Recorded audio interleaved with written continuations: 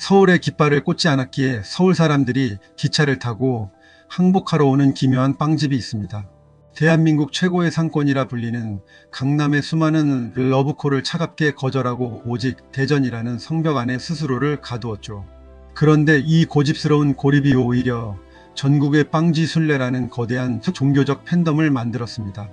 영업이익 315억 원이라는 수치는 전국의 수천 개 매장을 거느린 대기업 베이커리 전체의 이익을 압도하는 수치입니다. 빵 굽는 냄새로 원도심 빌딩숲을 점령한 성심당의 파괴적 브랜딩 전략을 지금부터 낱낱이 파헤쳐 보겠습니다. 이 영상을 끝까지 보셔야 하는 이유는 명확합니다. 거대 자본이 세상을 지배하는 시대에 평범한 개인이 어떻게 자신만의 성질을 구축해 빌딩주가 될 수 있었는지 그 실전 전략이 담겨 있기 때문이죠. 본격적인 이야기를 시작하기 위해 우리는 지금으로부터 70년 전인 1956년의 대전역으로 거슬러 올라가야 합니다. 여러분, 1956년이라는 숫자를 한번 머릿속에 그려보세요.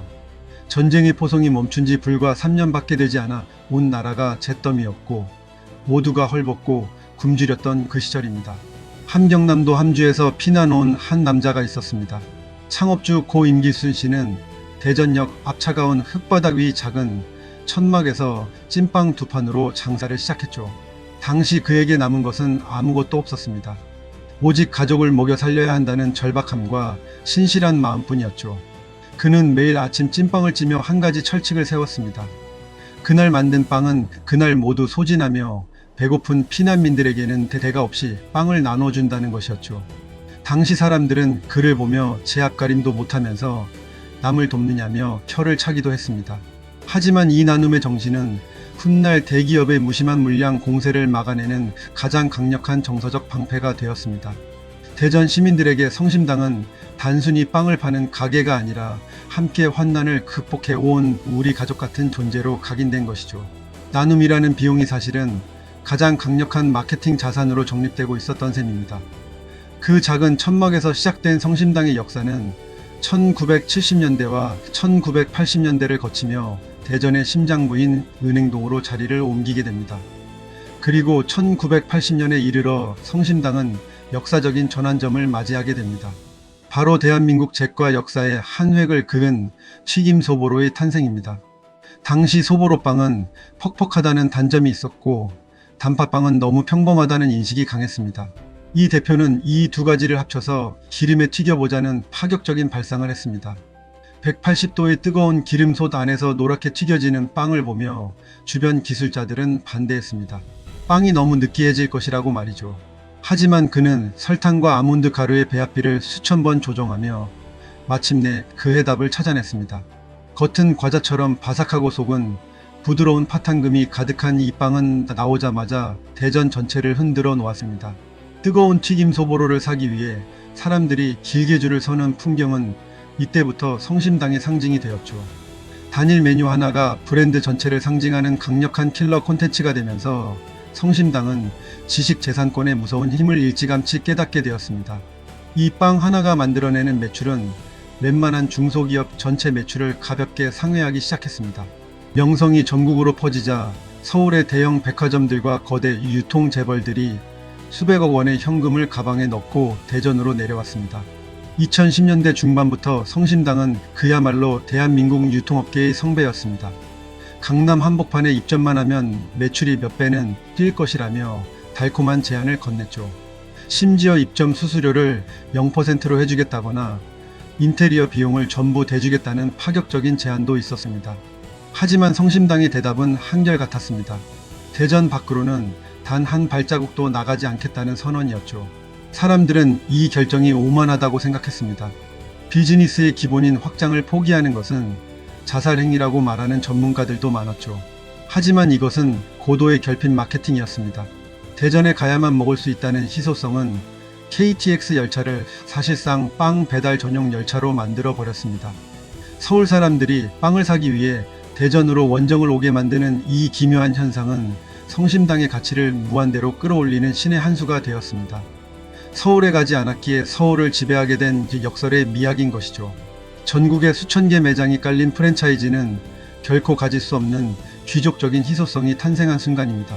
대전 아니면 못 먹는다는 전략이 대성공을 거두자 성심당 본점이 위치한 은행동 원도심의 풍경이 바뀌기 시작했습니다.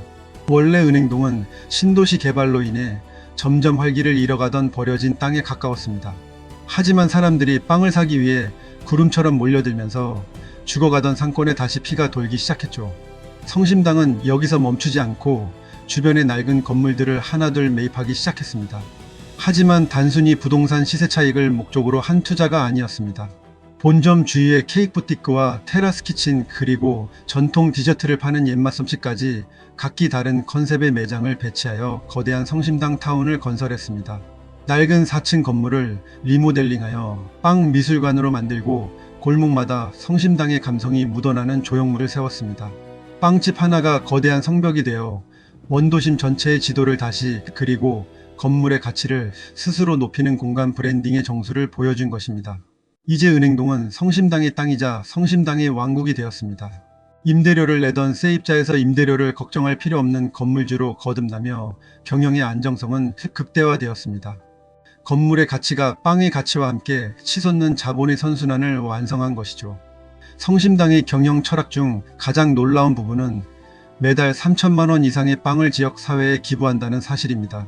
여러분, 이 수치를 냉정하게 분석해 볼까요?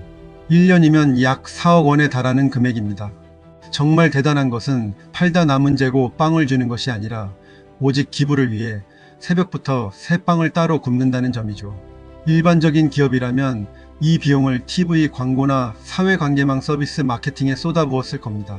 하지만 성심당은 광고비 영원 전략을 고수하며 그 돈을 이웃에게 나누는 자산화 마케팅을 선택했습니다. 광고는 한번 방영되면 사라지지만 기부와 나눔은 사람들의 가슴속에 브랜드의 신뢰라는 거대한 자산으로 쌓입니다. 대전 시민들은 이들의 진정성에 열광했고, 이는 대기업 프랜차이즈가 수조 원을 써도 절대 가질 수 없는 강력한 로컬 팬덤으로 이어졌습니다. 마케팅 비용을 정서적 자산으로 치환하는 이 마법 같은 전략은 결국 원도심의 여러 채 빌딩을 올리는 가장 튼튼한 기초 체력이 되었습니다. 착한 기업이 더 많이 번다는 도덕적 가치가 사실은 가장 정교한 수익 모델이었음을 몸소 증명해낸 것이죠. 최근 공개된 성심당의 공식 성적표는 월가를 포함한 전 세계 경영학계에 커다란 충격을 주었습니다. 2023년 기준 성심당의 영업이익은 약 315억 원을 기록했습니다. 여러분, 이 숫자가 얼마나 무서운 수치인지 다시 한번 짚어봐야 합니다. 이는 전국에 수천 개 매장을 거느린 국내 1위와 2위 대기업 베이커리 프랜차이즈 전체의 영업이익을 훌쩍 뛰어넘는 수치입니다. 수천 개의 가맹점을 관리하며 막대한 수수료를 챙기고 본사의 갑질 논란에 시달리는 대기업의 모델이 오직 대전에서만 승부하는 단일 매장 위주의 직영 시스템에 무릎을 꿇은 유례없는 사건이었죠. 중간 유통 수수료가 없고 과도한 광고비를 쓰지 않으며 오직 품질과 공간에만 모든 자본을 집중하는 고효율 경영 구조가 만든 압도적 승리였습니다. 숫자로 증명된 이 완벽한 패권은 자영업자가 가질 수 있는 최대치의 수익 구조가 무엇인지를 전 세계에 똑똑히 보여주었습니다. 기업의 덩치가 커지는 것이 성공이 아니라 이익의 질이 높아지는 것이 진짜 성공임을 성심당은 숫자로 웅변하고 있습니다. 이제 성심당은 단순한 빵집을 넘어 대전이라는 광역시 전체의 경제적 생사여탈권을 쥔 거대한 플랫폼이 되었습니다. 연간 방문객 1,000만 명 시대를 열며 성심당 빵 봉투를 들고 다니는 관광객들이 대전 관광 수입의 절반 이상을 책임지고 있죠. 과거 노잼 도시라고 불리던 대전이 빵의 성지로 부활한 것은 전적으로 성심당이라는 랜드마크 전략 덕분이었습니다. 주변 상인들은 성심당이 낙수 효과로 먹고 산다고 해도 과언이 아닙니다. 성심당 근처의 식당과 카페들은 성심당의 줄을 기다리다 지친 고객들이 흘러 들어오는 것만으로도 문전성시를 이룹니다. 빵집 하나가 지방자치단체의 그 어떤 정책보다 더 강력한 경제적 견인차 역할을 수행하고 있는 셈입니다.